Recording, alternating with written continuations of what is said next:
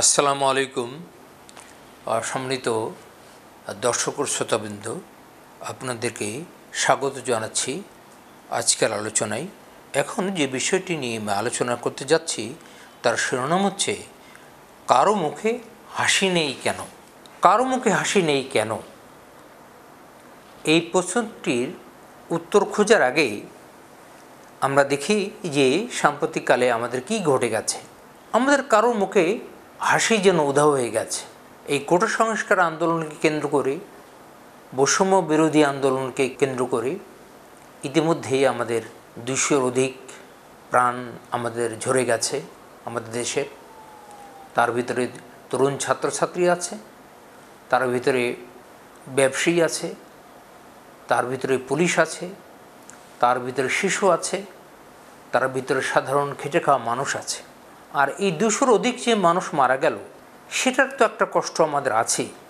তারপরে দেশের যে ধ্বংসলীলা চলল সরকারি স্থাপনাগুলোই, এগুলো মেরামত করতে বা ঠিক হতে এটা কয় হাজার কোটি টাকা লাগবে অথবা কতদিন সময় লাগবে সেটা বলা মুশকিল। এই অবস্থায় আমাদের ভালো থাকার কথা নাই, আমাদের মুখে হাসি থাকার কথা নাই। আমাদের দেশের মাননীয় প্রধানমন্ত্রী টেলিভিশনে যখন বক্তৃতা দেয় বা কোনো জনসভায় যখন উনি বক্তৃতা দেন, সাংবাদিক সম্মেলনে যখন কথা বলেন, আমি প্রায়ই সেই কথাগুলো শুনবার চেষ্টা করি। আমি বেশ কয়েকদিন ধরে লক্ষ্য করছি মাননীয় প্রধানমন্ত্রীর মুখে হাসি নেই।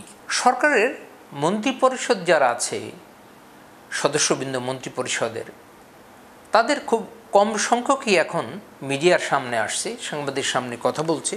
তারপরও যে দু একজন মন্ত্রী, শিক্ষামন্ত্রী, আইনমন্ত্রী, স্বরাষ্ট্রমন্ত্রী, আওয়ামী লীগের সাধারণ সম্পাদক, সেতুমন্ত্রী, ওনারা সাংবাদিক সামনে কিছু কিছু কথা বলছেন। কিন্তু আমি লক্ষ্য করছি যে এসব মন্ত্রীর মুখ অত্যন্ত বিষণ্ণতায় ভরা, তাদের কারো মুখে হাসি নাই। আর আমাদের তো আমরা খুব একটা টেলিভিশনের পর্দায় ইদানিংকালে দেখছি না, কিন্তু আমি অনুমান করে নিতে পারি যে আমলাদের ভিতরে এক ধরনের অস্থিরতা চলছে। তার কারণ দেশের যে অবস্থা, দেশের গতি প্রকৃতি কোন দিকে যায়, রাজনীতি কোন দিকে মোড় নেয়, এ নিয়ে আমলারাও অনেক টেনশনে আছে। সরকারের যারা উপদেষ্টা আছে, সেই উপদেষ্টাদের ভিতরেও অস্থিরতা আছে, তাদের মুখেও কোনো হাসি নেই, যদিও উপদেষ্টারা এখন সামনে আসছে না। সরকারি দলের যারা অন্যান্য নেতৃবৃন্দ আছে, তাদের টেলিভিশনের পর্দায় আমরা মাঝে মাঝে দেখতে পাচ্ছি তাদের মুখ মলিন বিষণ্ণতায় ভরা, যে কখন কি হয়ে যায়, তাদের মুখে হাসি নেই। বিরোধী দলের নেতা, বিরোধী দলের যারা কর্মী, তাদের মুখে হাসি নেই, যদিও এখন বিরোধী দলের খুব কম সংখ্যক নেতাকেই টেলিভিশনের পর্দায় দেখা যাচ্ছে। তারপরেও যে দু একজনকে দেখা যায়, তাদের মুখে হাসি নেই। সব যেন হাসি কোথায় হারিয়ে গেছে।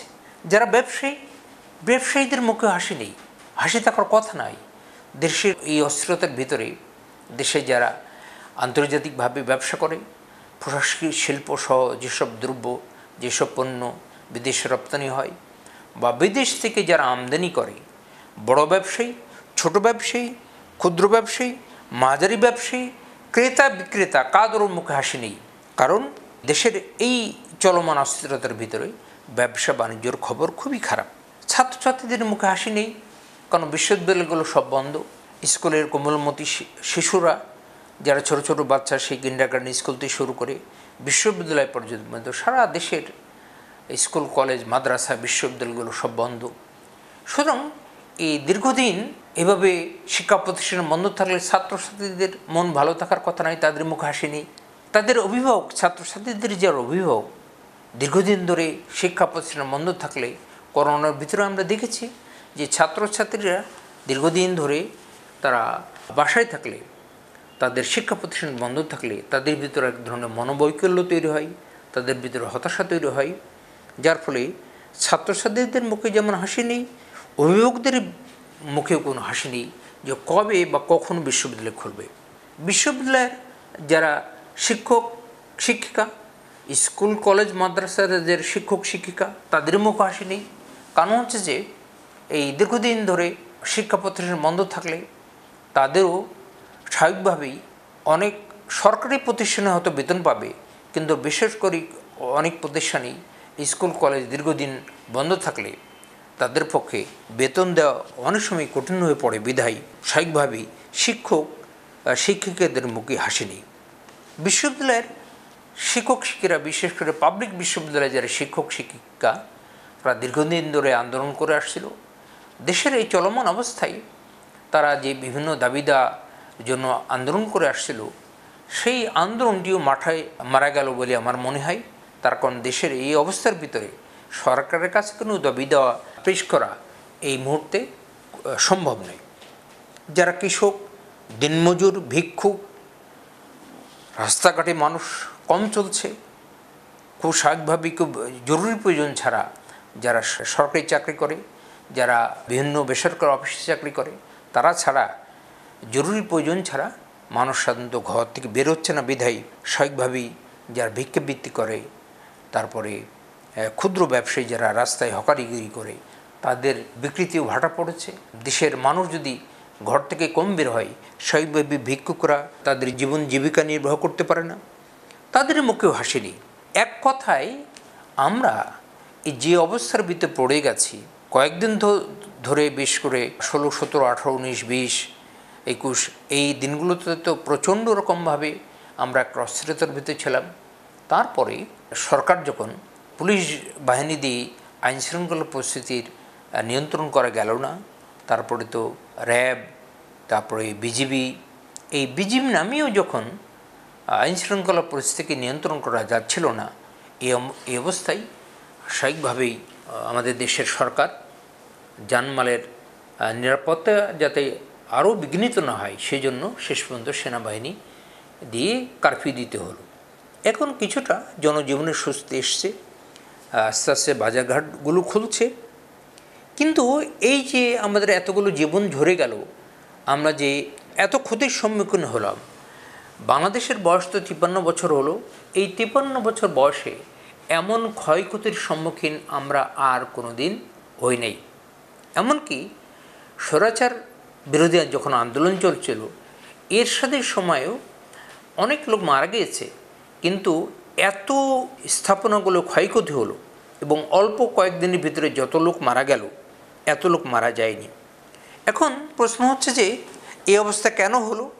এটা সরকার দোষ দিচ্ছে বিরোধী দলকে, আর বিরোধী দল দিচ্ছে সরকারকে। এখন এই যে দোষারোপের রাজনীতি চলছে, এই দোষারোপের রাজনীতি দিয়েই তো আমরা এই সমস্যার সমাধান করতে পারবো না। যে কোটা সংস্কার আন্দোলন শুরু হয়েছিল, আমি মনে করি যে এটা একদিনে সমস্যার সমাধান করা উচিত ছিল। কিন্তু আমার দৃষ্টিতে আমি নিঃসংকোচ এটা বলতে বাধ্য হচ্ছি যে যে সমস্যাটার সমাধান একদিনই করা যেত, যে সমস্যার সমাধান লাস্ট অফ অল সরকার এবং বিচারালয়, আমাদের দেশের যে বিচার বিভাগ, সেই বিচার বিভাগ সর্বশেষ যেই কোটা সংস্কার আন্দোলন, এই ছাত্রদের এই কোটা সংস্কার বৈষম্য বিরোধী আন্দোলনকে সমস্যার সমাধান করে মাত্র 7% কোটা রেখে 93% কোটাই এই মেধার ভিত্তিতে দেওয়া হলো। কিন্তু তাহলে তো এখানেই সমস্যার সমাধান হয়ে দিতে পারত। কিন্তু ইতিমধ্যেই পদ্মা, মেঘনা, যমুনার জল অনেক গড়িয়েছে। এই একসময় এই আন্দোলনটি ছাত্র এবং সরকারের ভিতরে সীমাবদ্ধ ছিল, এখন আর এটা সীমাবদ্ধতা নেই। এই আন্দোলনটি এখন এর স্টেক হোল্ডার হয়ে গেছে অনেক পক্ষ, দেশের জাতীয় রাজনীতি, আন্তর্জাতিক রাজনীতি, দেশ বিদেশের মানবাধিকার সংস্থাগুলো এবং নানান ধরনের স্টেক হোল্ডার, জাতীয় আন্তর্জাতিক নানান ধরনের অপশক্তি এই আন্দোলনের ভিতরে ঢুকে পড়েছে। এবং আমাদের মুখে আবার কবে হাসি ফুটবে, আবার কবে এই চরম অবস্থা যে অস্থিরতা তৈরি হচ্ছে, এটি কবে সমাধান হবে, কিভাবে সমাধান হবে, তা এই মুহূর্তে আমার পক্ষে বলা সম্ভব নয়, এটি কারোর পক্ষে বলা সম্ভব নয়। তারপরেও আমি আশা করি যে সরকার, বিশ্ববিদ্যালয়ের ছাত্রছাত্রীরা কোটা সংস্কার আন্দোলন এবং বৈষম্য বিরোধী আন্দোলনকে কেন্দ্র করে দেশের যে পরিস্থিতি তৈরি হয়েছে, সেটার জন্য সরকারি পক্ষ, যে যে মন্ত্রণালয়গুলোর সাথে জড়িত, সবাই মিলে ছাত্রছাত্রীদের বসে কিভাবে এটা সমস্যার সমাধান করা যায় তার খুব দ্রুত পদক্ষেপ নিতে হবে। বিশ্ববিদ্যালয়গুলো খুব দ্রুত খুলে দিতে হবে, যাতে করে ব্যবসা বাণিজ্য, আমাদের স্বাভাবিক জীবনযাত্রা যত দ্রুত সম্ভব ফিরে আসবে, যত দ্রুত সম্ভব আমরা স্বাভাবিক জীবনযাপনের ভিতরে যেতে পারব, ততই আমাদের সবার মুখে আবার হাসি ফুটে উঠবে। তো আমি আমার বক্তব্যটি যেটি শুরু করেছিলাম, কারো মুখে হাসি নেই কেন? তখন হাসি নেই কেন, এই অবস্থার ভিতরে তো কারো হাসি থাকার কথা নয়। আবার কবে হাসি ফুটবে সেই দিনটির অপেক্ষার জন্য আমাদের আরও কিছুদিন হয়তো এই পরিস্থিতির দিকে নজর দিতে হবে। তবে আমি আশা করি যে আমাদের যে সমস্যাটি তৈরি হচ্ছে, এই সমস্যাটি দেশ বিদেশের যারাই মাথা কামাক না কেন, এই দেশের সমস্যাটি আমাদের দেশের রাজনীতিবিদ, আমাদের দেশের সরকার, আমাদের দেশের ছাত্র সমাজ এবং সংশ্লিষ্ট সবাই যত তাড়াতাড়ি সম্ভব আলোচনার ভিত্তিতে এই সমস্যার সমাধান করতে পারবে, ততই আমাদের জন্য মঙ্গল, ততই আমরা আবার নতুন করে আবার হাসতে পারব। তো আজকে আমার বক্তব্য আর না বাড়িয়েই আমার বক্তব্যটি এখানেই শেষ করছি। আপনাদের সবাইকে অসংখ্য ধন্যবাদ।